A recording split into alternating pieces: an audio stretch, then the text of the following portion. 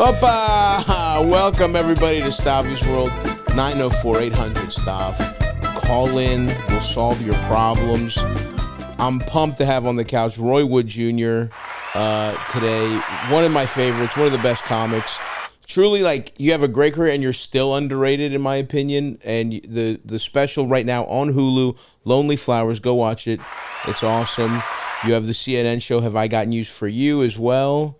Yeah. A lot of places to see our boy Roy, but go check out the special. We're comedians. Stream that shit, man. Yeah, stream it. We don't know about the news. Tablet. Yeah, yeah. Get Roblox off that shit. I stream that shit on my son's laptop. I don't give a shit. Give me your laptop, boy. Stream it in Minecraft somehow. Who's blocked? Yeah, you're stupid and don't know how to circumvent parental settings.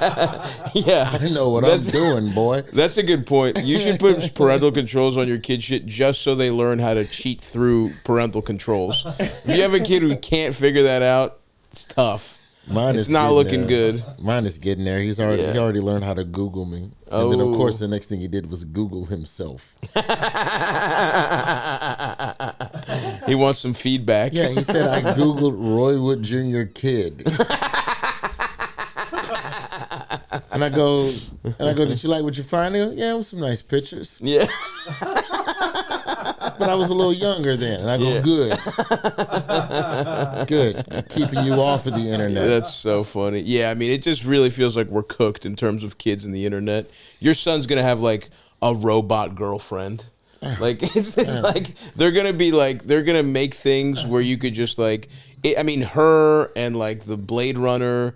And by the way, if you get a girlfriend that looks like Anna Darmus, I would sign up. You know what I mean? Know. Like, even though it's... I would want them to have, like, one of those Ex Machina. I'm sorry, bro. It's coming. I know you don't want it. I would be so embarrassed if my son dated a robot. Man, let me show you some of these white girls. Yeah. That's the march of progress. The good old days. Yeah. A black man would bring home a respectable white woman. Not one of these goddamn robots. When I was your age, you brought home a black you brought a black woman, and then as you get tired of that, you bring home a white woman and disappoint your mama. Your mother's crying. She's in there. She found motor oil all over your pants. She knows how that got. You don't have a car. She knows how that WD-40 got there. You know what television sitcom does not stand up? What's that? Caught a glimpse of it down a Reddit rabbit hole. Small Wonder. Small Wonder doesn't hold up. Small Wonder was a sitcom about a robot, about a teenage robot. Oh, yes. Yeah, the zany adventures of a suburban family, their next door neighbors, and an innovative robot. Interesting.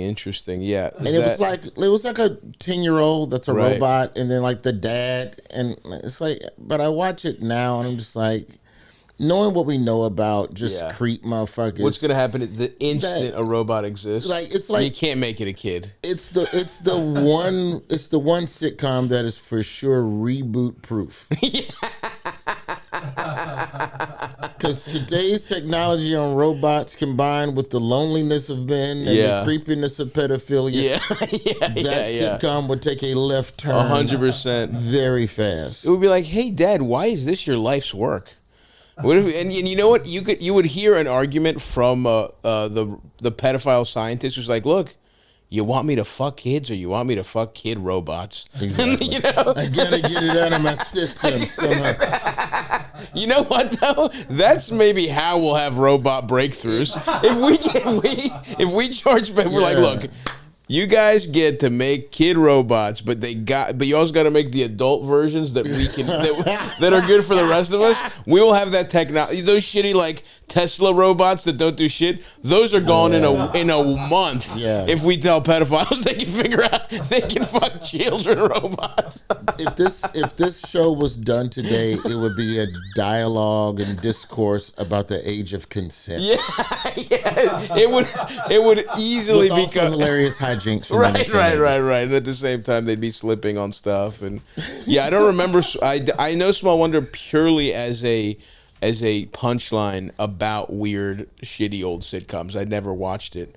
I watched it for a quick minute, maybe a season. I was of that Punky Brewster era. Sure. So, rebellious, Macaulay Culkin, like any rebellious white kid. Right. Because that was like every black kid's dream was Of to course. talk shit right. to authority.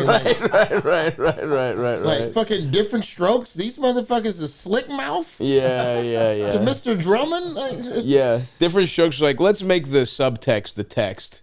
And it's like just black kids get to directly mouth off to the rich white people instead of just pretend they're Richie Rich. The funniest shit about Different Strokes. I miss sitcom openings. Yeah. Where the opening of the sitcom. I love theme songs to sitcoms, but I used to love how sitcom openings, like the video they would show, would essentially tell the premise of the show. Yes. So no matter where you join the show, up. You're caught up. You know what this is. And the Different Strokes opening sequence, the song is great, but the opening sequence is Mr. Drummond riding around in a limo, and he just keeps looking at the window. Yeah. And then he just looks, and he just sees two black kids playing basketball in the hood. And he fucking waves. Fucking Todd Bridges and Gary Coleman go scurrying into the limo, and he drives off. I'm like, what the fuck is this show about? It's just a white dude pulling up on broke niggas. Come on. No chance of getting sex trafficked, that's for sure. Bro, they didn't ask no because in the song it doesn't establish like that it's an adoption, that it's a whole thing. In the lyrics it establishes it, but when you're watching it, I was microdosing. And he's a man of he's a man, but along came two. They acknowledge the legal adoption process within the lyrics. Right. But visually, it just looks like a fucking rich white man picking up young black boys. I mean, small one. Yeah, we were working on some. It was really like, it's like, of course all of Hollywood is pedophile. Look at the proof was in front of us the whole time. All the shows just did it outright. Punky Brewster was an older man. Yeah. Oh, no, Punky, tell that black friend of yours it's time for her to go home. I caught a little bit of Punky Brewster. You were a big sitcom kid? Yeah, I was huge, bro. I watched all the things. Only thing I didn't really rock with was Saved by the Bell. Not that I hated it. It just didn't. I don't know. I always found school boring. Well, it might be a generational thing too, because you're like I'm 46. Yeah, you're like 10 years older than me, and so I remember. So your fantasy of like mouthing off. I was watching because school sucks when you're actually in high school, but when you're a little ass kid. When you're a little fat kid and you're like, damn, Zach gets all the bitches, everybody loves him. When I go to fucking high school, I'm gonna be like Zach. I'm getting bitches.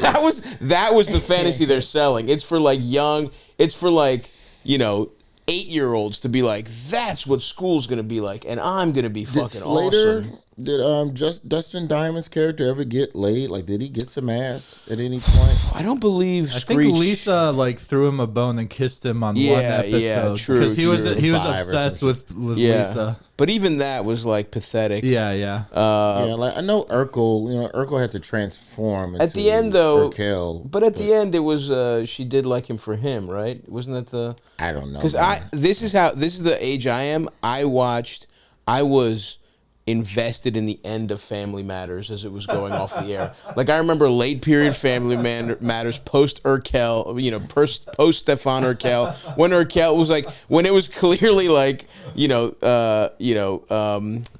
the actor that plays him? I'm forgetting. I'm blanking on Jaleel White. Yeah. When he was like, you got to show that I'm not a fucking loser. I can also fucking dance and shit. So I'm reading his memoir right now. You really are a learned man. Like, that was my fucking character. And I got a lot of respect for Jaleel just as an actor and as a human being. But he really breaks down in that book how it was his mom that was like defending him and making sure that like he didn't get fucked over. Like, I'm paraphrasing how he said it, but he basically said, nobody ever tried to fuck me. That's not how he said it. But basically, his mom did a great job of protecting him from the demons and the evils of Hollywood and whatever comes with being a child celebrity. And like for all of the stuff that was in that book, the thing that I found most interesting so far is that he breaks down what really happened with Judy Winslow. Oh, really? Because everybody jokes like, oh, dude, Judy Winslow went upstairs and started doing porn. Yeah. It was the tutoring, in his book, according to him. Like I didn't know this. But you have to go to school, right? Yeah, you have to go to school as a kid actor. You have to spend 3 hours a day on set learning shit. If you start flunking, they have to fire you from the show. Wow. Nigga just wasn't doing her homework. Yeah. I got a sneaking suspicion if Urkel was flunking, they'd figure something out. You know what I mean? Yeah, it's like, look, you're on the line character. You gotta learn algebra, bitch. You can't. You're not important enough to fucking to like for us to look the other way. You're not the starting wide receiver. You're the reserve left tackle. All right, you'll get cut before we cheat for you. We need you in the film room watching tape. Yeah. I don't want to watch tape. All right, go up them stairs real quick. And action. And that was it, man. But it's really, I mean, it's Jamie Foxworth's story to tell, but it's a very interesting dichotomy of just how having two different types of parents on set dictated their trajectories in two totally different directions. And like, I don't know, that part of like watching old sitcoms now that have children, knowing what you know, what the business does to most children, it's hard to watch some of them because it's just like, fuck, that kid probably just... Like when you watch Home Improvement, I don't remember which one is the one that's always beating on women. Right. But one of the kids, one of the Tool Time kids really likes to punch women. Yeah. And so when I go back, I can't watch the sitcom. No, it's like watching like a movie from the 70s, which like that had like a, you know, it's like watching like not even from the 70s, any movie with like animals in it. Like I bet you like Homeward Bound, it's like, oh yeah, they killed 12 golden retrievers getting that shot where he has to jump over the train tracks. It's like it's just like watching old sitcoms with any kids, it's like, dog, you don't want to know what had to be done. Like that's what I think, especially the Operation real old Dumbo Drop. You know, they were beating the shit out of that elephant. Absolutely, Danny dude. Glover and Ray Liotta cussing that elephant. And Turner and Hooch, you know how many fucking dogs they went through, man? Tom Hanks strangled one himself for not cooperating. Dude, it's so fucked up. The old shit. I was watching. I went down a rabbit hole of sitcom theme songs, and I don't know if there is a song more sad. Or pull the lyrics up for me, just so we can read the first verse.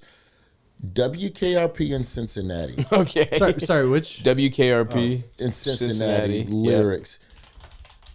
This shit reads like a suicide letter. And it's for one of the most hilarious sitcoms of all time.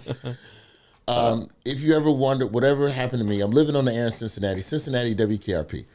Got kind of tired of packing and unpacking, town to town, up and down the dial. How the fuck? By the way, Elvis has never done this. You know this. We're never meant to be, but maybe think of me once in a while. You sad fuck. So it's a guy who took a job in Cincinnati to be like the local, weatherman or whatever. He's a radio DJ. And now I'm in a weird city, but damn, I had to leave the woman. Yeah. Then he goes. Heading up the highway, leaving you behind was the hardest thing. Mind you, this song is nothing about what the fuck the show is about. Does this ever come up in the show? No. There's no character who left his wife. Talks to her. He's at the radio station fucking off with everybody else. Heading up the highway, leaving you behind. Hardest thing I ever had to do. Broke my heart in two, but baby, pay no mind. The price for finding me was losing you. Oh my God, that's so fucking funny. It's fucking I had to sad. lose you. Memories helped me hide my lonesome feeling, far away from you and feeling low. It's getting late, my friend, my love, I miss you so. Take good care of you, I gotta go. I mean, that's when the pills hit. The pills are hitting in that verse. It's getting late. I love you so. Yeah. One of the greatest sitcom theme songs of all time. That's fucking but one of the awesome. saddest fucking Jeez. Oh, yeah, that is fucking hilarious. Because they probably just were like, they gave some musician, they're like, all right, it's about a guy who's moving to Cincinnati to be on the radio. He's like, I got it. Don't say another word. I fucking got it, baby. Revolver in my hand and I'm spinning the cylinder. Thinking of you as I play Russian roulette. This episode of Stavvy's World is brought to you by Booking.com. Booking.yeah. And we're on a tour, guys, and you know that. And you know we're sleeping on a tour bus. But we get tired of the bus. We just had a couple off days in Los Angeles. We were going to sleep on the bus. What did we do? We went to Booking.com to find us a beautiful accommodation. I want to stay healthy. I want something with a nice big kitchen, something easy, enough bedrooms for me, George, Eldest, the whole team. We found that in a breeze with Booking.com, a nice little accommodation. Maybe we were more in other cities, we're in the mood for hotels. I got to tell you, with the tour bus, we like to have one hotel room per city to, if somebody needs to chill out, take a shower, use some personal facilities, whatever it is. We've always been able to find a really nice hotel close by to the theater. That's huge where we're performing, because you want to walk right to the place. Thanks to Booking.com. Whatever you want to do, Booking.com's got it. You want to go to the beach, you want to go skiing, you want a nice little, you want a hotel type situation, you want a nice little chalet, any type of shit in America you want. These mother freakers at Booking.com got your back, Chief. Okay, I think everybody knows that these mother freakers got your back. So find exactly what you're looking for on Booking.com, Booking.yeah. You were radio. You were fucking radio. You have an awesome career. You have like truly. I feel like you're like one of the last of the Mohicans in terms of the like how to come up through like radio, road work through the South. Like you were a DJ for a long time, weren't you? 12 years while I was still doing the road. That's like a classic. That's a throwback guy. Is the guy who mornings. did stand-up and morning radio. That's crazy. If the gig was within 5 hours of Birmingham, I drove home after the gig to be on air the next morning. Because I didn't want to lose the job. Yeah. I mean, and for context, I'm 21, 22 when this starts. Sure. So you got the metabolism for that. And you're excited. And you're fucking surviving on cherry Coke and Skittles at 3 in the morning, fighting at doze. Yeah. Taking truck stop speed pills. Yeah. The most unregulated shit. I hope RFK does clean up some of this. Because the shit I was putting in my body was not not good, bro. Like the packaging was just weird. Like this is before. I'm talking late 90s? Early 2000s, 01 through about 2015 is my radio era while doing other shit. But like, this is the beginning of energy drinks and Red Bull and 5 hours. The bleeding edge. Yeah. When they were putting whatever in there. When it was like make your hands tremble. Like I remember Four Loko. That was our college years. It was so like that shit. And they used to have these fucking pills at these truck stops. And I don't know if it's called Stay Woke or something. But it had Black Panther packaging. Bro. Stay Woke. Before George Floyd. Yeah. It was like the package was like a stick of dynamite holding a thunderbolt. Love that, dude. Yeah. And I would take 3 of those. Yeah. Probably just speed in there. And hop back in my Ford Focus and get to the station in time to do mornings. And that was the life, man. Radio was wild, though, because I go back and listen to some of the prank calls I did. And I was like, I was just fucking hungry, bro. I didn't even mean it. The shit I said to people.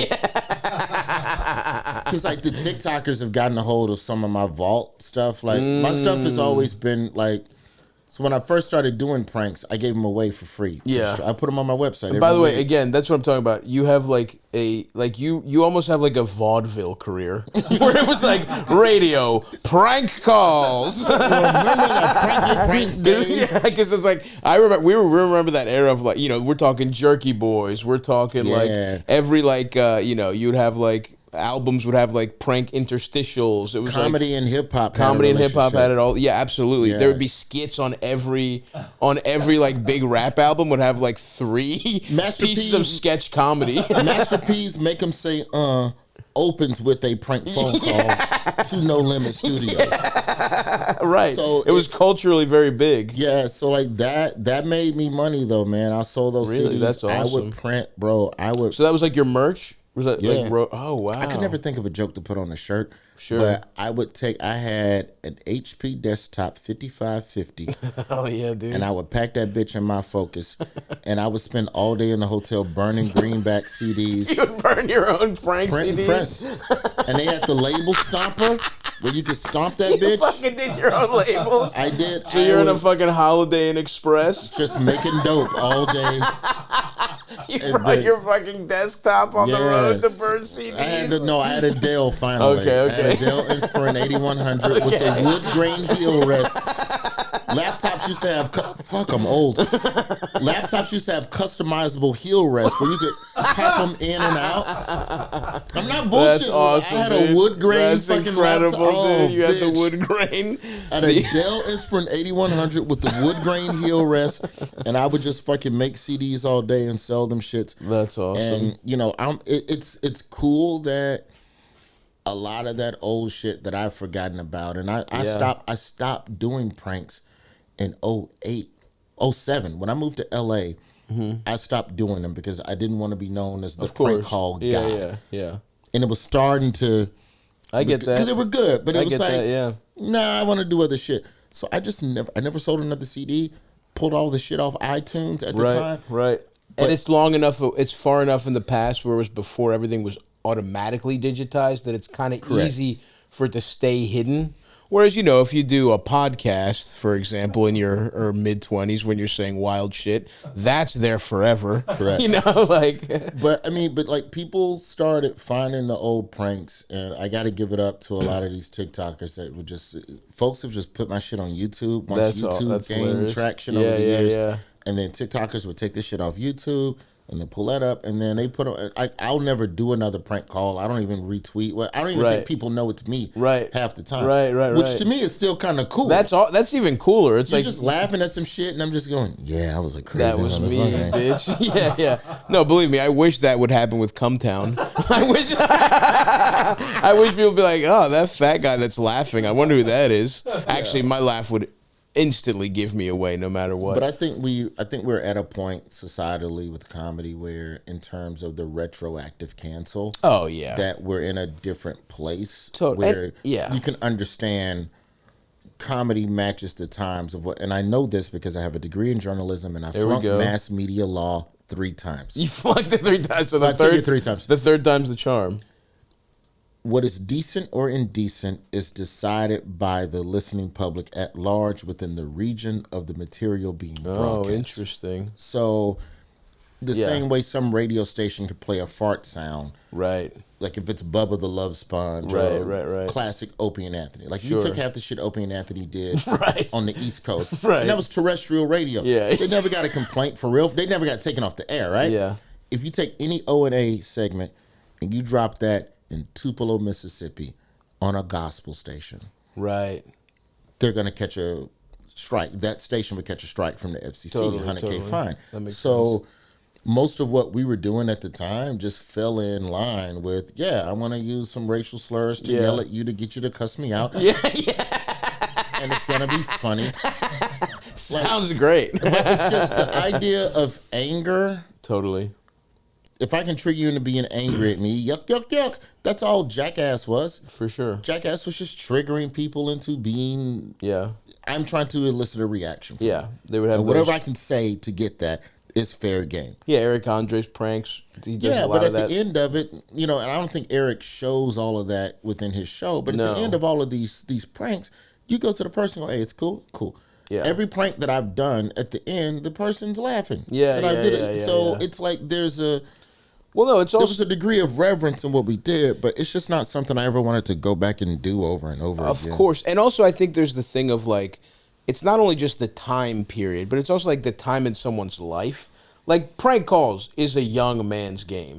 You know what I mean? Like saying the wildest shit you can think of on a podcast is a young man's game. Yeah. Like, and that's, I think every generation goes through that. Everyone loves prank calls. Everyone, when they're fucking 13, calls someone and says, "Can I have a pussy burger?" You know what I mean? Like you call like the carry out and you're like, I want some jizz fries. And then you fucking, I'm not saying that's what you did, but I'm just saying like it's a natural thing. No, but it's the same. Yeah. I called a hotel once. So what I learned from being on the road is that I learned how to call directly to hotel rooms without circumvent the front desk. Not even need to know the person's name on the room. Yeah. So I get back to the radio station and I would call a hotel room and just I would act like I'm fucking.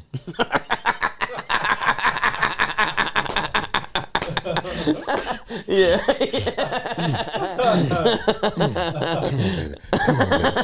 And then call the room pretending that I'm next door. Yeah. And asking them if they'd slide a condom under the door. You ain't got no rubbers over there, dude. Yeah. Put a rubber. I'm in 302. Yeah. That's I can't do that at 46. No. But it's still funny. It still holds in like I'm 46. You can't behave like that. That's why I love seeing like in the case in point, that's why I feel like even with sketch humor, there's a maturity cycle that we all go through. Sure. And it's like 5 to 7 years. There's like a 5 to 7 year window where sketch comedy got you. Right, and right, that's your fucking guy. Yeah. It's Will Ferrell era. Totally. SNL. For me, it was that and In Living Color. That was my peak sketch era, which is what makes Chappelle such an anomaly. Right. But I think part of what Chappelle did was a lot of longer form sketches. So stylistically, it was a new way to consume the fucking shit. But that's interesting because I think he had a lot of windows in that. There was so much cultural significance. He also caught the box set DVD wave of like, and there was like a few box sets of my generation that's like those, and that might be the one, honestly. I mean, there's also Family Guy's first, when Fox took them off the air, that's why they got back on, was because of like box sets. DVD sales, and then Adult Swim was like, all right, we'll put it on. Yeah. But it was only off the strength of the secondary market. But like, I feel like that's why, if you notice, even with, I'm trying to think of it, because I'm trying to say this with respect, it's not a diss. Yeah. When you think of like internet sketch artists or performers now, right? Yeah. No matter who you love that does a funny thing on the internet, on their channel, and it's so funny, they've got 5 to 7 years before you, as a consumer, your palate changes. For sure. Your comedic palate changes, and it doesn't mean that person isn't funny anymore. They have to figure out a way to evolve to get the next generation that's growing into them. Yeah. Or else they have to grow evolve. with their Correct fan base. And the ones who don't grow with their fan base to create new content that addresses their palate shift, they're fucked. Yeah. Because then they go, why are you still doing that? Yeah, they're like, remember? Yeah, it's like they're just doing movies they do stand-up, and they do quotes from the movies they were in 1994. You know what I mean? It's like, and you guys can put together maybe a couple people we're talking about it. We don't gotta fucking say who it was exactly, but, it is like the kind of thing where it's like, you gotta, it's just, everyone should grow, but, I love that you started in prank calls, because it's fucking hilarious to be like, you have that degree. I mean, you were on the Daily Show for years. You have a news show, a news comedy show. But it's like, comedy just starts with the fucking like, let's just pick up a phone and piss some people off. It's crazy. There's some base ways to do it. It's crazy because people just go, oh, you're just liberal and just you're a fake comedian. It's like, there was 15 years of me sleeping in my car. And cursing out strangers. Totally, doing the worst shows. I literally could not afford to purchase 1,000 CDs at $1 a pop. I had to self-produce them at $2.50 per. Yeah. just like I don't even have the front money. Bro, Yeah. to buy enough CDs to make To it buy cheaper. blank CDs. Yeah. I don't have the money to buy blank Yeah, CDs. it took me a while, man. Guys, I don't know about you, but I like keeping my money where I can see it in my pockets. All right? Traditional big wireless, though, they want to take your fucking cash. Are you going to let them? We're not letting them anymore. Not here at Stavvy Baby Enterprises, because we have, who's our carrier for our business line? That's right, Mint Mobile. Mint Mobile, baby. They make it so easy to fucking switch. We switched fast as hell, didn't we, Eldest? Yeah, dude, it was so easy to switch that shit. I just did it right online. That's fucking awesome, dude.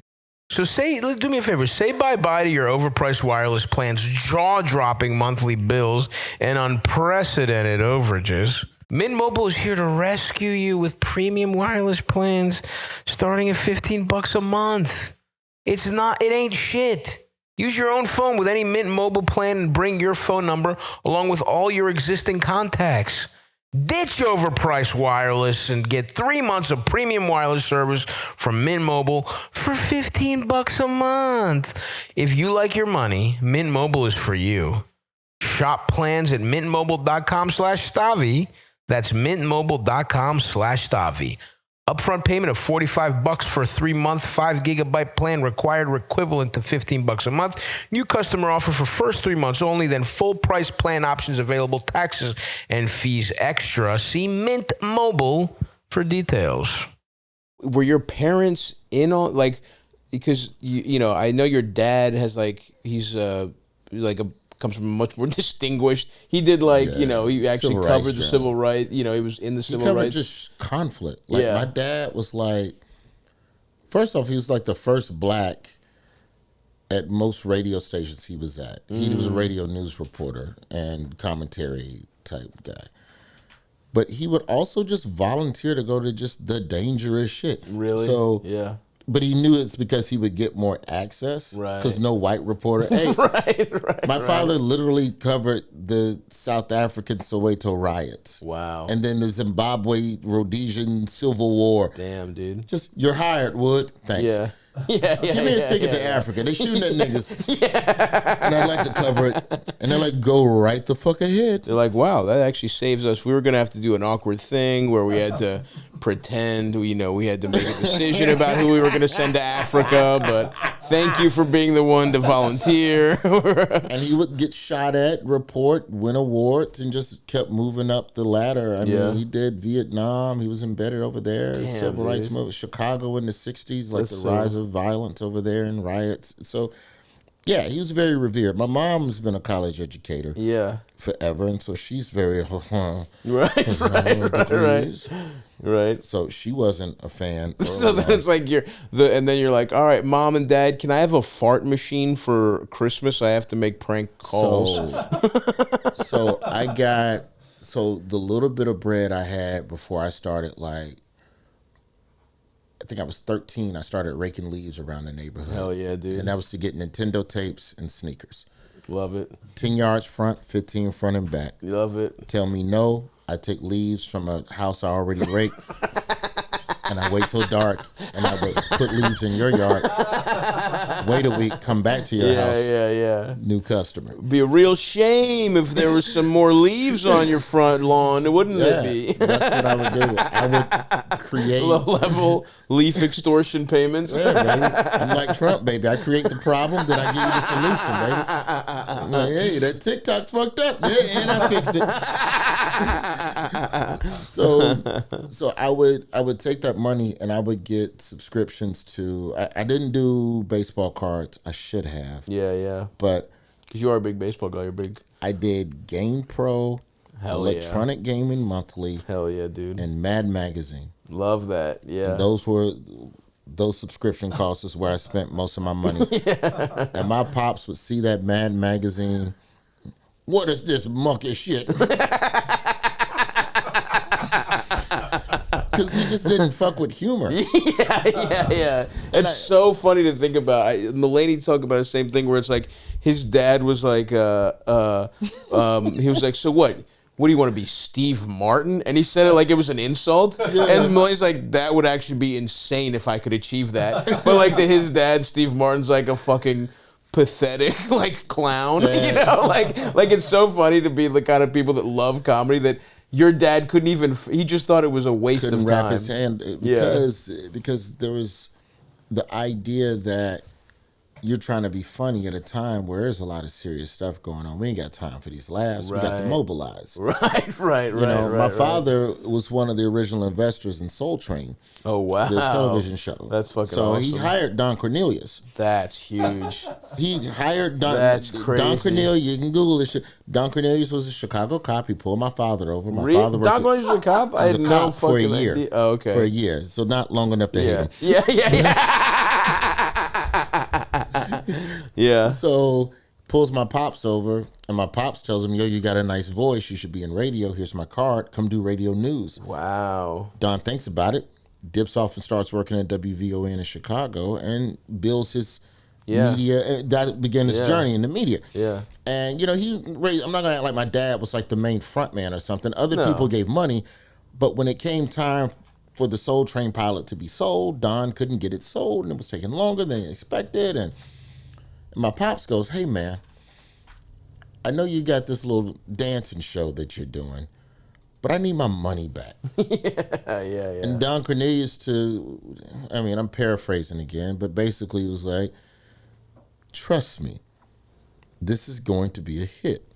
The Train of Soul is a moving, grooving thing, and if Dick Clark can make money like this, I think there's an opportunity for Black America. As when the 70s come, we're going to get into a whole different vibe in this country." To which my father said, and I quote, "Don't nobody want to watch niggas dance for an hour." So he's anti-dancing in comedy. You have to remember, Dr. King just got shot. Right. Fucking Detroit riots. Like, when you think about what the 60s were for Black people. For sure. And then some dude goes, "You know it'd be fun if we just dance." It'll be a 40-year empire. Shut the fuck up and bring me my fucking money back. So that's who my father was. Yes. He did not fuck with fun. Yeah. He did not Fuck with fun. like you know how people have like their I remember sitting with my dad and we watched the ball game and we watched the special show. My father and I, these are the shows we watched ever together as a fucking unit. Yeah. 60 Minutes, Dan Rather, 2020, specifically John Stossel stories, Damn. C-SPAN, and Jeopardy. Wow. Yeah. That's who he Jeopardy's was. the funnest it got. Jeopardy's the funnest it got, dude. Yeah, so I don't know, man. I grew up an only child. I got a bunch of half siblings, but I grew up living in my own head. So like that's where the funny and weird shit started. My mom have was siblings against on it. your dad's side? Yeah, of course. So I see the kind of fun he did fuck with. Oh, There was a specific way he preferred to blow off steam. I'm the 9th of 11 kids. My pops was fucking. That's awesome. That was my daddy calling the hotel room for them condoms. To be like a dour, like all business guy, and then be like, "Look, what am I not gonna get pussy?" It's awesome. It's awesome. Take your panties off. These white folks trying to kill me. You tell me you gonna give me none? All right, daddy, I'll give you some. You're doing your duty to the cause. My mom didn't fuck with me doing comedy because I was on probation when I started. Okay. And so she wanted me to like stay in school. Yeah. But I got arrested when I was 19 for stealing credit cards. Oh, respect, So- dude. The credit card scam. Yeah, it was people forget in the 90s. Yeah, was there it was a a Dead good Prez time. song that told you how to steal identities? I believe I could have wrote it. there was like the credit card fraud was a big one. People don't understand how wild credit card usage was in the 90s. There was no chip. Right. It's just it's literally the number. You had to sign the back of the card.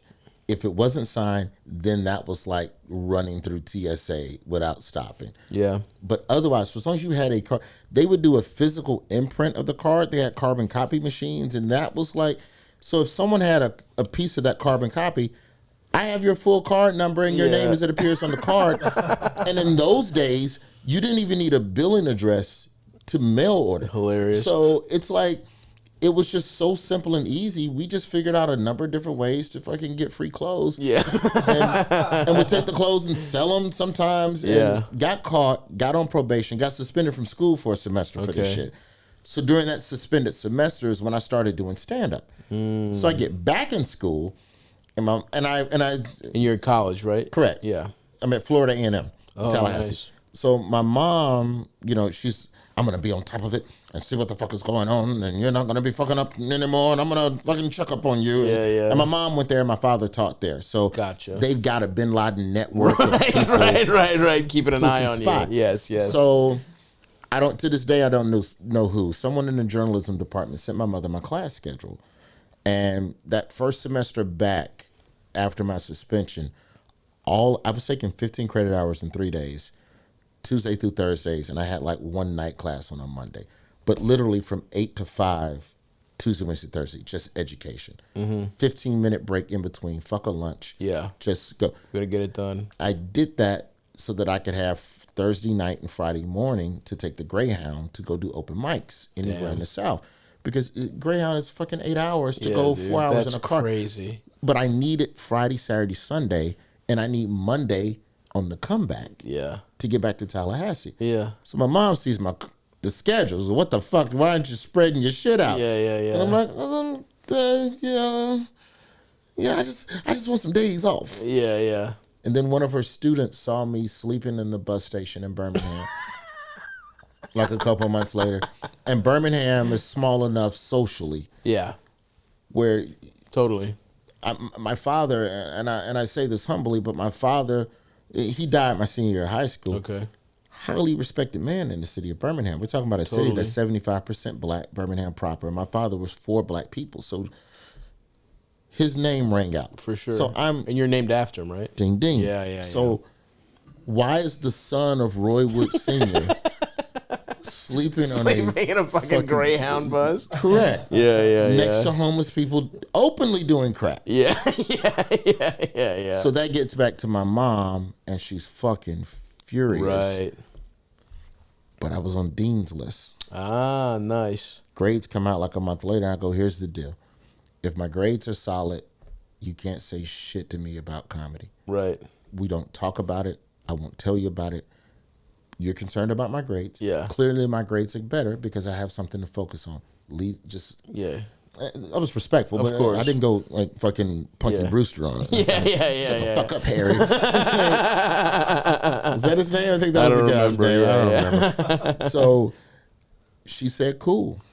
And then about 6 months later, my mom put down on a car for me to start driving so I wouldn't sleep in the bus station. Awesome. Still didn't fuck with me doing comedy. Yeah. But also, I don't want you on crack. Yeah.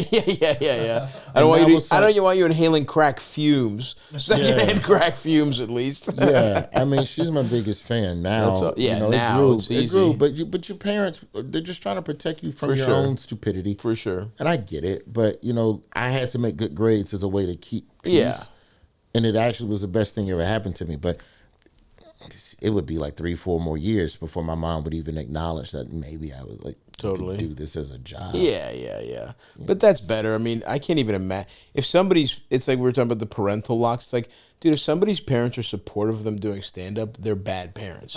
Like, there's no, like, they're just bad parents. If you're like, because it makes no fucking sense. You should be like, all right, whatever. Like, you should, if your son starts doing open mics, anybody who's listening, treat it like, he started smoking weed and you're like, all right, well, hopefully he comes out of his system and like, it's not going to, everyone does something stupid in their youth and like, and then if he does it more, if he's like starting to drive and take Greyhounds, that's Now he's taking pills. You know what I mean? And then it's Yeah. like, and then he's like, I think I'm gonna move to New York. It's like, fuck, they're on heroin. You know what I mean? But like, all the shit you can name that happens on a Greyhound, I didn't seen it. yeah, Motherfuckers jacking off, women waking up. What the fuck you, motherfucker? And like Yeah. fighting and shit. Yeah, kicking fights. drivers kicking people off. The most painful shit was every blue moon when we would take the gray. I take the gray. I call it the dog, but sure, take the dog. I only did a little dog. Luckily, I had the mega bus. Went from Baltimore. I was in Baltimore. I was in the mega bus days. right at the edge of megabus territory. Yeah. So I did a lot of megabus, but I had to. If the gigs were really shitty at the beginning, I did have to take a couple Greyhounds. But I got just a taste. I did everything one go round. I got so lucky. Yeah. I didn't have to do it over and over. I did like D clubs, C club. You know what I mean? Like I did it all. Did but it 9 years before I moved it's to fucking LA. horrible, dude. And the worst part of the Greyhound rides were you would ride up past Paris Island for Marine Corps basic training. Okay. And I'm not going to say we're right up on the gate. That part I don't remember. But I do remember there was specifically a stop at Paris Island where they picked up Marines who had either quit or been kicked out or just whatever the fuck you thought your life was supposed to be has not happened. And this moment on the bus is the first real moment that this person is having a what the fuck next. Yes. Moment of self-reflection after leaving the Marines. Because that was the dream. That's what you were gonna do. And for whatever reason, you're on a goddamn Greyhound with me and two masturbators. Someone smuggling some shit.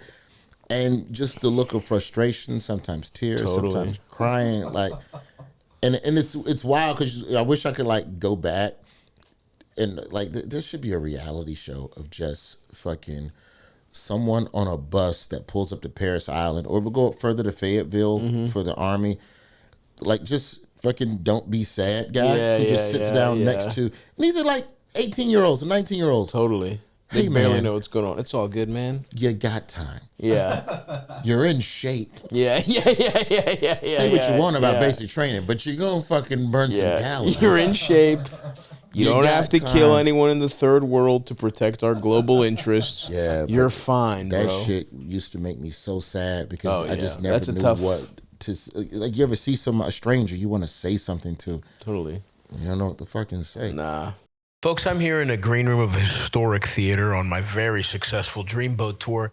And I got to tell you, when I'm kicking back, I'm about to do the show. And when it's over, I'm going to get it very twisted. I'm going to keep it twisted with, that's right, Twisted Tea. We love sucking them back on the tour bus. We love that they're delicious, that they're brewed with real iced tea, a nice, refreshing 5% alcohol by volume, flavorful, delectable. You want plain iced tea, you want peach, you want raspberry. They got it all. When you want to go keep it twisted on a nice day, having a picnic, sipping on a Twisted Tea, nothing finer. You'll love it. Just like me and Eldis and Straight George, who some of you might know who's on the tour. Look, we're keeping it twisted on the bus, off the bus, responsibly, deliciously, and we suggest you keep it twisted too. Go to your local purveyor of fine beverages and get a nice cold Twisted Tea. You're going to thank me. I think you're really going to thank me for that. So remember, folks, grab a refreshing Twisted Tea today and keep it twisted. Those days were fucking wild, man. The road, I was 9 years, just wherever anyone said yes, I didn't give a fuck. Yeah. If it was a microphone, I'm in that bitch. I performed, and I'm not making this up, at the Monticello Watermelon Festival in Monticello, Florida. Or was it Medford, Oregon? I think it's Medford that has the Watermelon Festival. Interesting. Yeah. Was it good? I mean, that's pretty. I would did not love eat to any of attend the a watermelon. watermelon festival. I You couldn't do it. It was couldn't one do it. step too far. I feel like performing there's enough. Yeah, I feel like just type in Monticello, Florida Watermelon Festival. I think it was Monticello. I know Medford has one as well, but There it is. Yeah, it exists. Yeah, there it is. Monticello Watermelon. Yeah, that's the Festival. one. Yeah, Looks good, man. No, it's everything that's wrong with comedy. Everything that ruins comedy. Miss Watermelon Queen. Yeah. It's a day show. Oh. It's outdoors. Mm-hmm. And it's racially imbalanced. Yeah, that stuff is just a bunch of white people enjoying watermelon. They're like, and now. And you have to work clean. It's a festival. I call it 8 to 80. It's 8-year-olds to 80-year-olds. Oh, my Look at this shit. Yeah, Let's see how far you have to scroll before you see dancing a black and shit. person. We saw an Asian before. We saw an Asian? No. Oh, sorry. Yeah, Instagram blocked us, folks. And You're going to have to here's the check thing. out the Monticello Water Festival on your own. It's in its 73rd year. It's been around forever. It was a gig. Yeah, man. It was a gig. And it's not like they were like, let me make sure I'm framing this because I know people And luckily your father had passed away he didn't have to hear about you. He done rode down to that bitch. Motherfucker, get off that fucking stage. What is this monkey shit? But let me just make it perfectly clear. Yes. The watermelon is like a big cash crop in Monticello, Florida, and they celebrate the harvest with a big festival, hip hip hooray, with the town's making money. Yes. That's the origins of the festival. Of course. So it's just there to celebrate the culture of the town. Sure. It's not like I got on stage and white people were like, eat one. It was a very proper event. Yes. But it's just still a day festival, one of the worst. A day festival as a black guy celebrating watermelon. Yeah. A little odd. Please don't put my photo on the flyer. Yeah, or at least one where I'm frowning. Usually don't. Fuck. Well, there's so much more we want to talk about, but we do have to get to some questions, including the one thing I didn't get to is how much I love that you were a Dolphins fan because teal and orange were the only non-gang affiliated colors that were like easy for you to like. You wouldn't get beat the fuck up if you're wearing teams that were good in the 80s and 90s. Yeah. The Dolphins were the only ones with gang safe colors. Yeah, Niners were Bloods, funny. Cowboys were Crips, the Steelers were Gangster Disciples. Damn, dude. So you couldn't even wear a Bo Jackson Raiders jersey and he's from Birmingham area. You couldn't even wear that because it's Gangster Disciples. That's black. Like they ran Birmingham. Yeah. So whatever team, you better be a fucking Packers fan or some shit.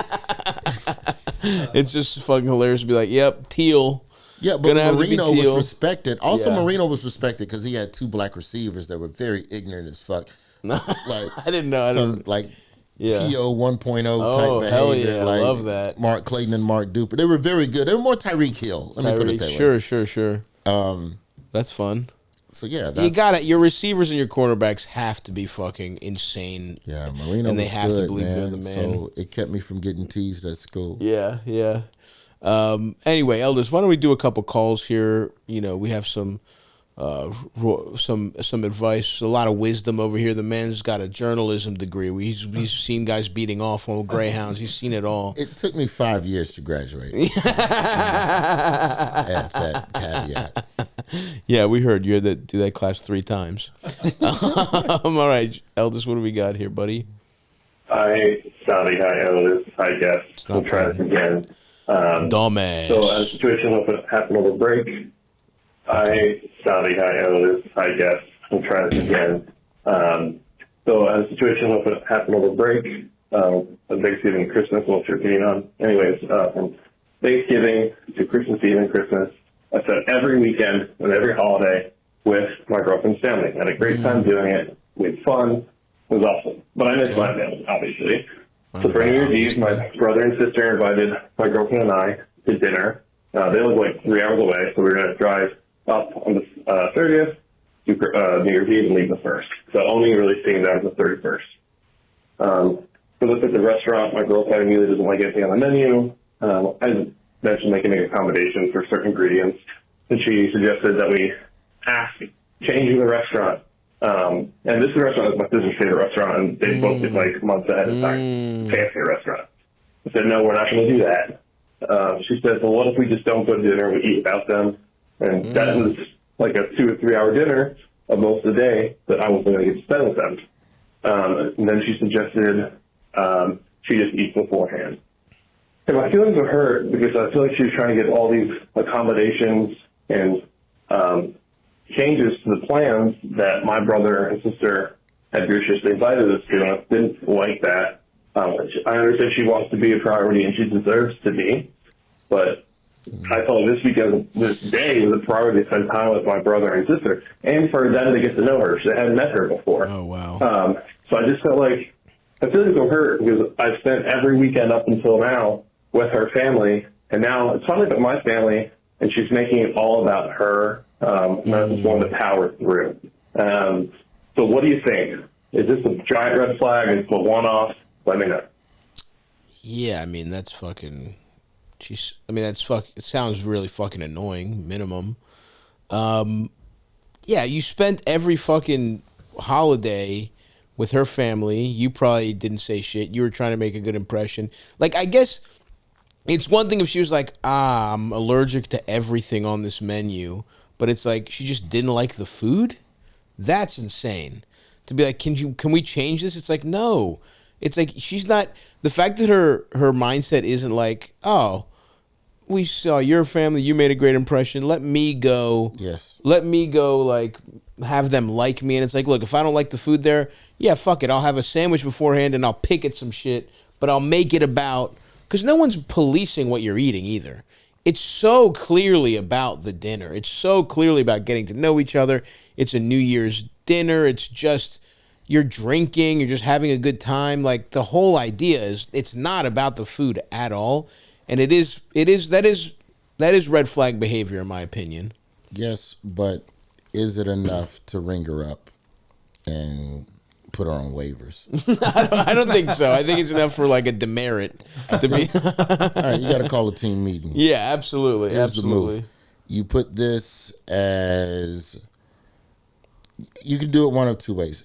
If it were me, I would press her to still go to the dinner. Sure. Let's go to the dinner. Yeah. Listen, I want to have fun with them on their terms. I met with your family on your terms, and I want them to feel, comfortable. This is her favorite restaurant. It's her night. It's her event. She's inviting us into that space. Right. So we're not going to change the venue. Two, we can go, if you want to just nibble on something and we do something afterwards, cool. The problem with option two is that you're opening the door to always accommodating her wants and needs when the situation doesn't fit, which means she'll feel like she never has to adapt. Yeah, yeah. If she has an inability to adapt to your social situations or even read the social cues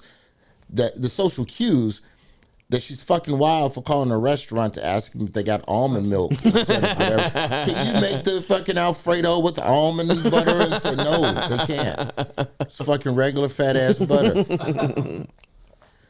You probably have someone in your presence, my friend. This is bigger picture. Yeah. You have someone that is not yet capable of putting their needs sometimes second, which is what a real relationship is about. For sure. Taking turns being uncomfortable.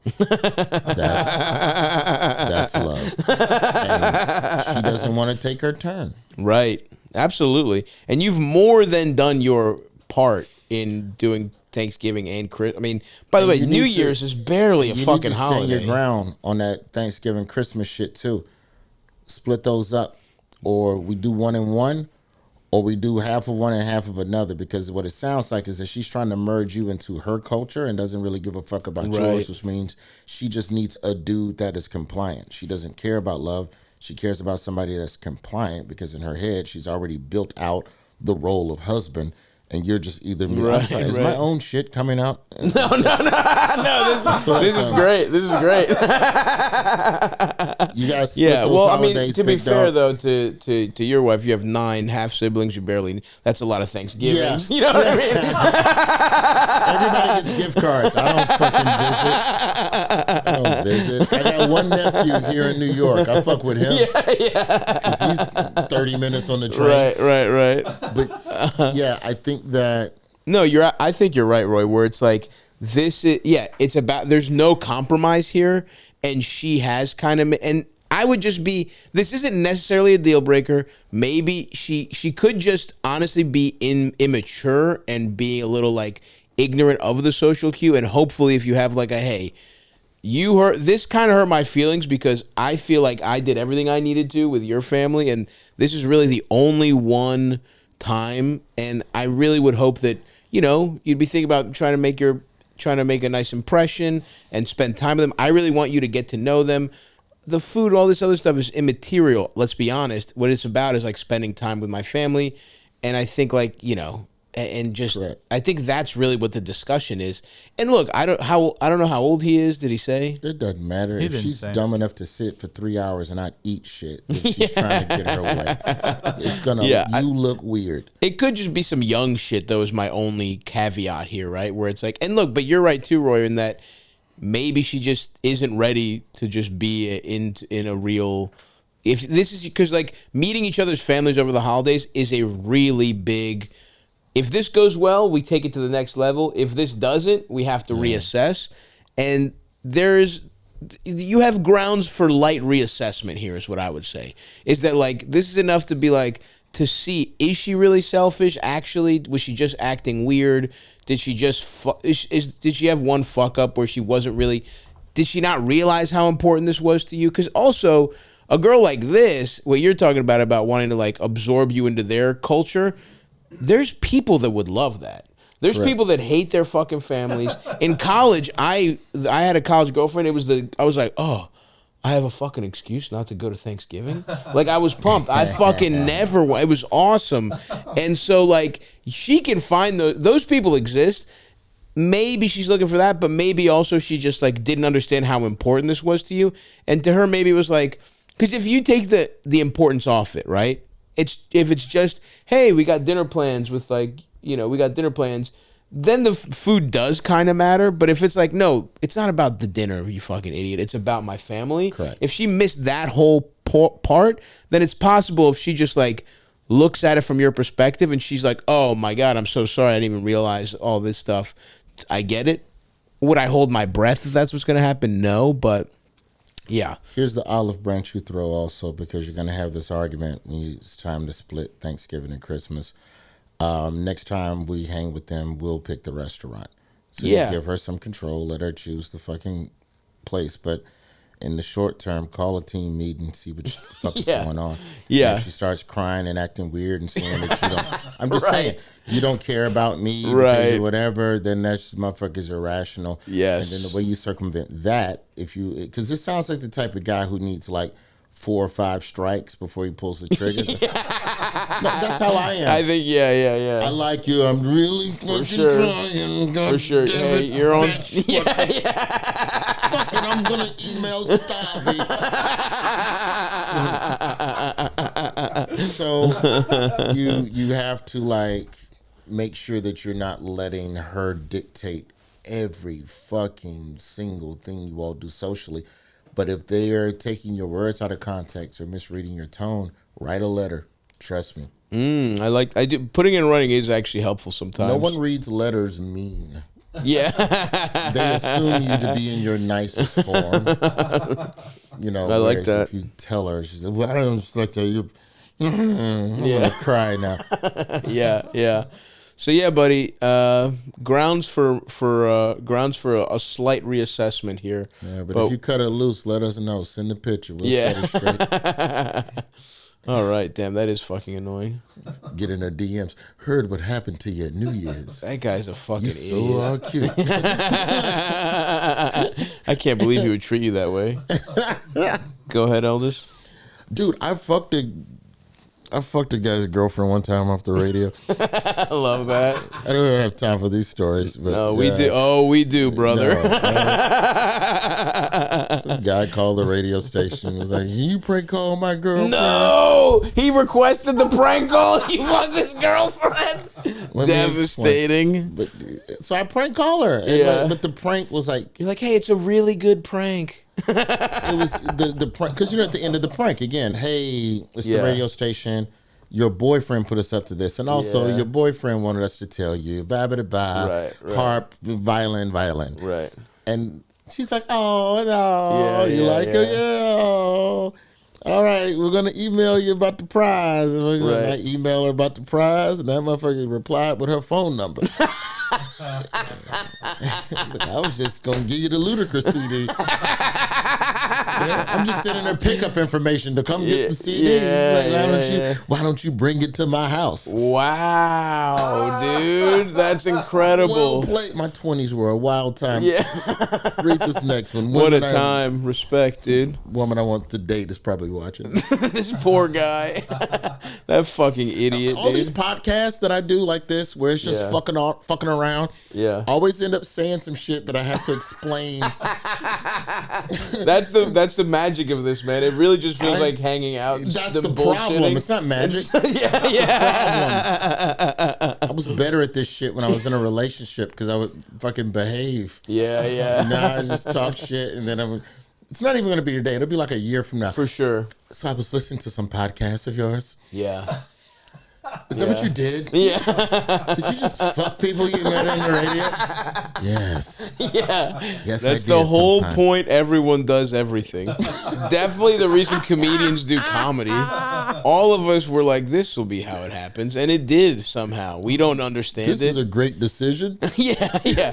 I've put everything else makes no sense, but I will get attention from women if I do this. That's how it starts. That's always how it fucking starts. And yeah, sometimes we fuck women we don't deserve to. Actually, almost exclusively, to be honest with you. Yeah. Jeez Louise, right now we're a finely oiled machine here at Stavvy Baby Enterprises. We're going on theater tours. We're selling truckloads of merchandise, whether it's a Dreamboat t-shirt or the Stavvy Baby calendar that we do yearly. But that wasn't always the case. We used to be a bum operation. We were selling things. We had shitty spreadsheets. There was no one helping me. I was doing it all myself. I'm too fucking dumb to do that kind of shit. That was in a pre-Shopify world. Now with Shopify, we've blossomed. As my business and my career has grown, Shopify has made it easy to scale up our merch selling operation as we've gotten more fans, more interested in our stuff. Whatever you're trying to sell, you got a little online shop, you want to sell, I don't know, you making arts and crafts, you making soaps, you selling dried meats. Who knows? We got all types of talent in the Stavvy's World fan base. You want to be a small business owner? You want an online shop? Go to our friends at Shopify. What was that? Oh, that's the sound of us making another sale. Somebody just bought a fucking t-shirt or a fucking calendar. Who's to say? I'll tell you who'll tell me. Shopify when I look at my analytics. Upgrade your business and get the same checkout we use with Shopify. Sign up for your $1 per month trial period at shopify.com/Stavvy, all lowercase, Stavvy, of course. Go to shopify.com/Stavvy to upgrade your selling today. Shopify.com/Stavvy. Oh, that's another sale, baby. All right, Eldest, what do we got, El? What else we got? Stavvy, eldest, possible guests. Love you guys, love the show. Let's dive in. So my question is not centered around, but involves the recent election. Doesn't matter what party I usually vote for. On a personal level, on a human level, I feel like a man like Donald Trump is unfit to be the legal head and international representative of not just my own country, but also, arguably, potentially the greatest, or most, I don't know about the greatest, but most powerful country that ever exists in the history of the earth. Fucking, who's SGA president called in, man? Jesus Christ. I also love that he says it doesn't matter who I usually vote for. So are we dealing with a never Trump Republican? One of the funniest types of guys, like, well, I want to start wars, but civilly. I want to be able to lower the minimum wage to $7, but call someone sir or madam. It really pisses me off that he paid porn stars for pussy, but I want to do essentially the same stuff he wants to do. I love those guys. Those guys are awesome. You're giving an internship. Yeah. You can transfer them out of your office. Who is paying for vaginals these days? Those guys are fucking awesome. Anyway, this guy's awesome. Keep going, Eldest. I don't know about the greatest, but most powerful country to ever exist in the history of the earth. And I just learned that one of my oldest and dearest friends of 15 years just didn't vote in the last election. And I think there are a handful of reasons that could be justified. But we had a long conversation about it, and we both got the chance to say our piece. And after hearing his whole side of the story, I cannot help but see him as anything, as not just a coward and a bitch. And it's making me so, it depresses me, it bums me out every time I think about him. Because it's just like, he's one of my oldest friends. I love him to death. And I thought I had a stronger ally in the humanity part of being a human. And I love him to death. Support corporate Democrat. I mean, are you fucking paying attention, bro? Jesus Christ. This is what we delude ourselves into thinking. It's like, look, of course, don't vote for Trump, but are we pretending like shit's been going good? With fucking Joe Biden, didn't even know he was fucking alive half his term. The humanity of this shit. Are you kidding me? Kamala couldn't win a fucking. Anyway, this is fucking. Yeah, it's crazy. Let's finish, let's finish this is a simple solution. Human. And I love him to death. I'm not ready to throw away a 15-year friendship, but as much as I try, I've been arguing about it with myself still in my apartment for a month now, and I cannot mount a successful argument against myself that he's actually that good of a guy if he's willing to just stand aside and let that kind of a man take the reins of our own country. So, I don't know what the fuck I'm doing here, but Stavvy, you're wiser than I. Love you guys. Love the show. Thanks so much. Ciao. I mean, wow, I have plenty of thoughts. First of all, I didn't vote for either of them. So stop listening to the show. Now, caveat, I live in New York. They were like, if I lived in a battleground state, maybe it would have pressed me more. I probably would have, who knows what push comes to shove. But like, there are caveats here. Where do you live? But go ahead, Roy. You actually fucking, Is the issue, this is a message about how could you not vote. But it sounds like how could you not vote for Kamala? Right, like if he voted for the Green Party, how would you feel? You know what I mean? Like it's like I don't know. I think Joe, thank you for the message. Thanks for the call, Joe. I think that you cannot save this friendship if there is no respect.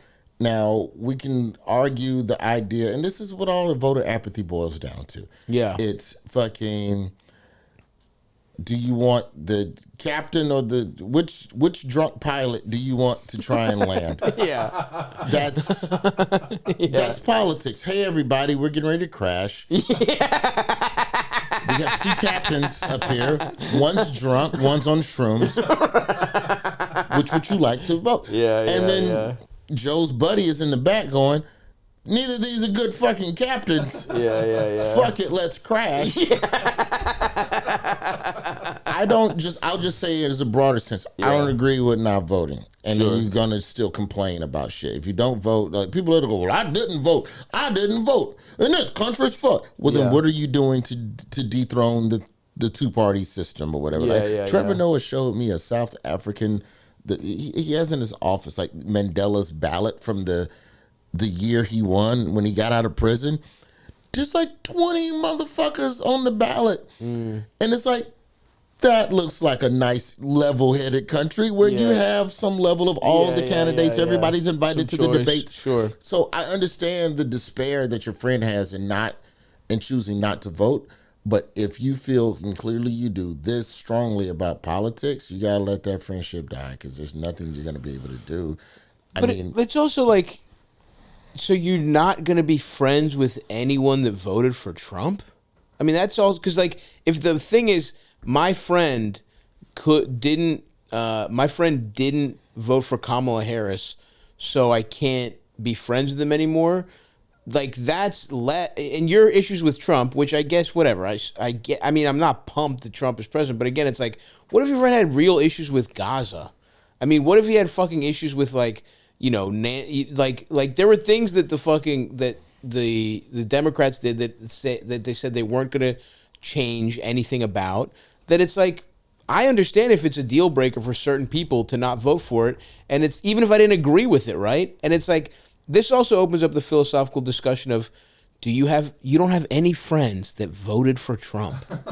And then it's like, if you want things to change, you gotta also have like, you gotta be open to, because I have friends who I mean, they're actually older relatives or whatever, but I also have friends who like, you know, it's like there aren't people that, I think there are people that voted for Trump that aren't totally all the way gone. Correct. Right? That it's like, but those people, I believe those people are more single issue voters, and it's going. Yeah. It's like the whole fracking thing. If you are a fracker or a coal motherfucker, and Trump come in town and go, I fix coal.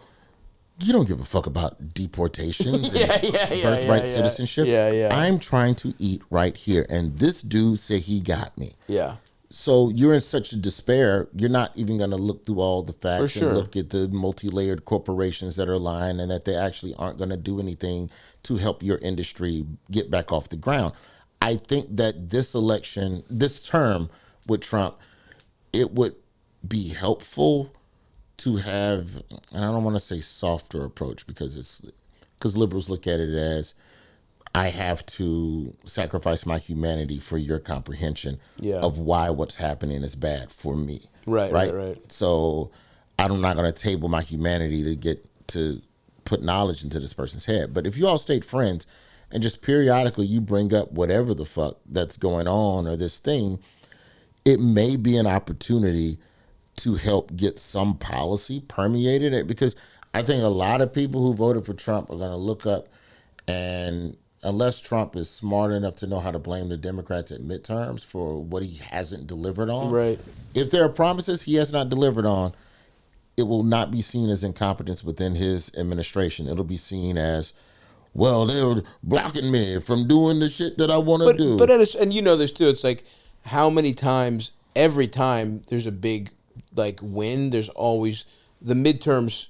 Historically, it always comes back a little bit. Yeah. You know what I mean? Like It's it all always, correct. like that's just how politics works. Because Correct. you get in office promising a bunch of shit that doesn't happen, and so there's always like, you know, it always comes back. So, yeah, I mean, I can imagine this guy's friend too. Like, you know, this guy sounds like every time any politics things comes up, he's how going, annoying he he's is about going, it. he's Yeah, going yeah. straight to the humanity of the Right. greatest, It's like- most powerful country like, in the world. And how this many guy's people did we like, kill in Iraq? How many? It's just like, what the fuck? America's fucking sucks, dude. I mean, he's like, not- it's like, I don't think Joe is wrong in that regard. I just don't think that is an effective verbiage to reach people anymore. But it's also get off your fucking high horse. Voting compared, are you actually doing anything or did you actually vote? You know what I mean? It's like, I do take a little umbrage with these people that act like they have like, they're fucking civil servants of 30 years because they cast a vote and maybe, you know, because it was easy for them to do. It's like, Joe, are you that much better than your friend? Really? Like, that's my other question. But that depends on, and that's why I say it goes back to who did you vote for versus voting at all. Because Yeah. if it's voter apathy and you just didn't take part in the system, I forget what the percentage was this year of Pretty high. total population, but it was well over half. Yeah. like, which is Right. not the norm. Yeah. So it's like, yeah. oh, okay, records. What was it like? What did Trump have? Like 83 million votes to like 77. Yeah, I I don't know. And I did vote for everything else, by the way. I was objecting to the fucking. It was like I live in a fucking state that's gonna get carried by the Democrats anyway, and I am objecting to how Biden fucking like the hubris of Biden to run again instead of finding. Democrats had 4 years to find a fucking successor. Yeah, 77 million to 75, so it's a little over half the country. We're at 300 million as a nation. Yeah. So yeah, Yeah, that's crazy. I feel like I don't, just to his question, because we Sure. can stay all day on the politics. of Yeah, it. yeah. If you feel that strongly about politics, I do not see a path through for this friendship, Sure. because you all have been friends until it hits something that truly means something to you that you are not going to bend on, nor should you. I just don't think that you can kind of demote people to an outer sphere, but if you're like me, you're either inner circle or you're fucking Pluto. Right. Like, I don't really have an in between. I kind of know what you're talking about. Yeah, I guess that's fair. If we're looking at this, and look, I agree. Like, if this thing is that, if you have really thought about it, and it's that important to you, then yes, you know. But I don't know that this is exactly the kind of thing that I would lose a friendship over. Like I said, but I'm friends with people that I straight up disagree with, Yeah. and I would just think, as a human being, this is an issue. If we're casting aside people that you have divisiveness is a problem. And if you're casting aside a 15-year friendship, if there's not more common ground, then it's like, how are you going to find common ground with people that you have less in common with? And how are we going to actually move forward with something that, because the real division. That's fair. You know what I mean? Everyone, a lot of Trump voters have a lot more in common with you than they do with the ruling class that's actually sowing discord here. But that's my sort of thought here. And I think we've learned that as comedians because we've been on the road and we've seen every voting block and demo totally at a granular level. Yeah. Where you see someone as an individual, but when you put them in a collective, it completely looks different. Definitely, yeah.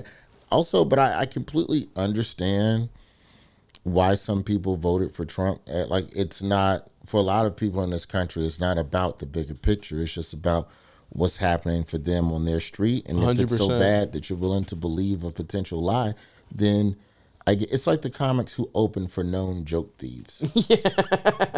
Does that make sense? Sure. Yeah. You're willing to look. No shame working in that administration. It's like, look, I need a couple grand a weekend, man. Bread. What do you want from me, dude? Motherfucker is paying me nice. Yeah.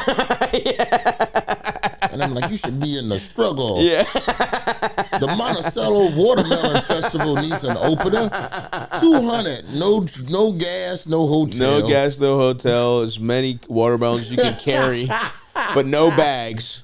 So anyway, dude, that's our thought here. And at the end of the day, your enemy is not your friend of 15 years. It's billionaires who are trying to fucking keep everybody else fucking down. And that's another thing that shocked me. I went on Theo's podcast and I talked about how historically the conservatives are who like the ruling class and who billionaires support. And this is how good their propaganda is, that people didn't believe me. They were like, that's not true.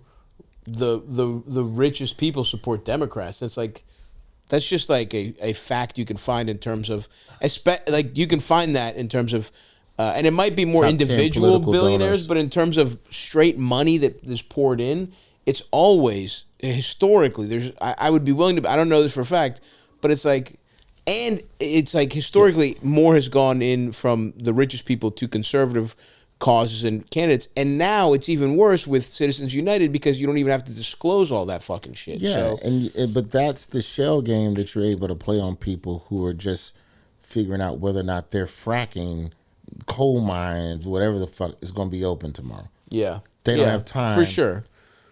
It's like, to them that's. But anyway, who gives a fuck? Let's get a question about jacking off or something. If Trump said if you worked at Blockbuster Video and Trump said he was bringing back VHS cassettes, you're gonna vote for him. Yeah, you're right. That's your fucking meal ticket. I do miss Blockbuster. Go ahead, Eldis. Stavvy, Eldis, what up? What's going on? I need some help. Okay. I need advice. So I'm born and raised in Queens. Nice. I moved down south. Bought a house, got a nice job, making my money, whatever. Got my girl with me, got my 2 stupid dogs. The only thing that sucks is that I miss New York. Hell yeah, dude. The problem is I can't afford New York. Right. I got the big, beautiful house down here. I can't do that shit back home. If I go back home, I got to live with my crazy parents that are... Picture Frank and Estelle Costanza from Seinfeld. It ain't happening. Not at my age. And I'm struggling because back home in New York, I was doing stand-up. Oh, no. I had my life. I grew up there. I was embedded into Queens and Long Island. Mainly Queens. Love it. But now I'm down here with people that I can't stand. They're all hicks. They all suck. Oh, he's in a small town. They're just... Yeah. It's hard to get along with them. You know? Wonder where he's living. We don't have the same interests. They're all like these... Everybody wants to be the funniest, biggest man in the room. I'm not acting like myself down here. I miss my old life. He's Vito in New Hampshire. I have a potential for a good life down here, but... Man, there's something about New York, man. It's like dating that fine Spanish chick from Brooklyn. like she's toxic. You know you shouldn't date her. You might get stabbed. You might get spit on. You might get shot. She might call you the M word, but you keep coming back for more, frothing at the mouth. I don't know what to do. Had him. He had you in the first half. Then he lost him. She might call you her jungle bunny till you go back to fucking Nigeria. Okay, wow. So this guy is going through the classic, the cost of living. He's been priced out of New York. He went down south. I wonder where he's living. Here's a couple things we know true. Yes. It's not a major metropolis, because most major metropolises in the South, even New Yorkers will give grace to go, it ain't New York, but it's got at least da. No, that happened to me definitely, because I have a very similar out view to this guy, where mid-Atlantic, I'm from Baltimore, but I've been living in, and I remember when I started actually touring anywhere in the South, I was like, this is going to fucking suck. Yeah. These fucking hillbillies. And then you get there, it's like, oh, it's a fucking awesome city. Like, Also, tale number 2, he said he did stand up in New York. He hasn't sought to do stand up where he lives. That means he's not in the city with a comedy scene in the South. And there's not many. There's a few cities with a sustainable. If you're an alcoholic and the best they got is Mike's Hard Lemonade. Right. You could make do with that. You run through a couple Brita filters. Stand-up scenes. Yeah. So we're talking AA, AAA baseball markets here. We're not talking no city with a major sports team in the Big Four. Right. So we're talking Macon, Georgia, Tupelo, Winston-Salem's, Montgomery, Alabama's. Sounds like Knoxville. Yeah. Knoxville has a fucking comedy scene. But I guess Nashville-ish. Nashville's big now. But I guess look, dude, here's what it boils down to for this guy. Is that, all right, maybe you don't come back to, you miss this type of lifestyle, right? You miss, and you don't have to go straight to New York. If you're just, maybe try maybe a major city in the South, whatever, but it doesn't have to be New York or this place. Is there somewhere where you can have, like, anywhere in sort of like the Northeast region or the Mid-Atlantic region where it's like, yeah, it's similar. It's like the same kind of place. Jersey, even like fucking Pennsylvania, you could go Baltimore, you know what I mean? Like just some kind of city like that where it's like kind of similar, cost of living is lower, whatever. You want to do open mics, I can't stop you, but you shouldn't. You got to scratch that itch, though. Yeah. It might be the one outlet for him. True. And it could help him, get a little bit of bread to make this move you're talking about. Let me stop you right there, Roy. You should never do open mics and say, now this is going to get me some money. You should go into it being like, this is a financial loser, but I like doing it. And then if you randomly get fucking successful, great. But I have a feeling that N-word joke was straight out of the act. yeah, you're right. The dating the Spanish chick act. That's his closer. I miss violence and racism. Yeah. I think you try and go to one of those hybrid cities. Go to Raleigh, Durham, where they wear bubble vests but eat cheese grits. Yeah. Yeah, absolutely. One of those New York overlap-ish type Sure. markets. No, why do you have to be where you are? Like, look, you don't want to go back to living with your fucking parent. But look, at the end of the day, if you also love New York, then maybe it is Long Island, maybe it is the suburbs, maybe it's somewhere on the outskirts, like, I mean, not that Astoria is cheap, but I just mean, like, if you really love it, you got to go there and make it work. But if you just want, I think a hybrid could work, whether that's somewhere in the South or whether that's somewhere closer to New York with a smaller, a better cost of living. That might be the way to go, little buddy. I just don't think that there is any scenario where you can build the life you want for yourself if you're not first happy. Yeah, that's true. And whatever misery you have in New York is countered by your spirit being fed, and then that could be the inspiration for you to do better and want more and be able to create more and actually parlay with people that's trying to build versus whoever these people you're working with that just want to be the next funny fake ass Andrew Schultz. Like you don't have punchlines. You're right. That's what it sounds like. Sounds like they just do racist jokes with no fucking pizzazz. I'm curious what he even means by that because it's like what just everybody wants to be the funniest, biggest man in the room. It's like. Doesn't that kind of also sound like New York? Like, what is New York? A lot of fucking demure personalities? I thought he meant funniest bigoted man. No. Okay, my bad. Forget all that shit before that. My bad. But maybe this is just not your like, maybe this is just not your culture and you need to move somewhere where you feel comfortable. But look, you shouldn't want to fight. You shouldn't move back home. But yeah, if you think you can stick it out, and you really want to move back, do it. But also there's a grass is greener situation. Like you might get to New York and then the problems, it'll be like, I love it here, but man, I hate this little ass basement apartment. It's like, you really have to think about what's important to you. I do think you can find a nice middle ground personally. Yeah. I always thought if I had to move out of New York, I love it here. I don't want to go anywhere, but it's like, I've been to places where I could be happy and that were cheaper if I needed them to be, but good luck. We have one last question here we're going to wrap up with. Roy, thank you so much for coming, dude. Thank you for having me. Yeah, guys, Nashville's my parachute. Yeah, not bad. I've already got my parachute. Yeah, it's nice. It's nice. It's nice. It's close enough to Birmingham and shit. And now it's like, I mean, Theo lives there now. Like it's the club is good. They got a like. They have a scene, a real scene. You can perform every night in Nashville. Yeah. That was not the norm. Yeah, bro. When I'm so old, I started in '98. Open mic used to be once a month in some cities. That's fucking wild. Tampa dude. and Atlanta were the only cities that had consistent weekly open mics. Wow, fucking nuts. That is fucking crazy. All right, Eld, what do you got to take us home here?